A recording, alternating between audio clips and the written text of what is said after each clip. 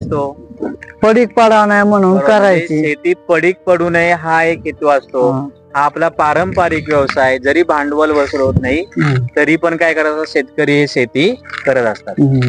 मग मला सांग, तुमच्या सरकारकडून अपेक्षा काय आहेत बरं? काय सरकारने करावं? आमच्या सरकारकडून आम्हाला कुठलं कर्ज नको, बरं, माफी कर्ज नको, माफ नको, नको सबसिडी नको, सबसिडी नको, आम्हाला फुकटची लाईट पाहिजे का? लाईट पण नको आम्हाला मग फुकट. पाहिजे आम्हाला काय? फक्त मालाला योग्य भाव द्यावा. म्हणजे शेतकरी म्हणून तुमची एकच अपेक्षा आहे हा. की तुमच्या मालाला योग्य योग्य भाव द्यावा. भाव मिळाला तर शेतकऱ्याचं खऱ्या अर्थानं त्या ठिकाणी रक्षण होईल आणि कुठलाही शेतकरी आत्महत्या करणार नाही. म्हणजे आपण पाहिलं तर शेतकरी हा खूप स्वाभिमानी आहे.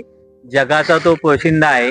शेतकऱ्याला काही फुकट नको आहे, फक्त नाही. त्याच्या मालाला फक्त भाव चांगला द्यावा भाव योग्य. हा मिळाला पाहिजे अशी त्याची काय असते अपेक्षा ही असते. तरी ही अपेक्षा सरकारने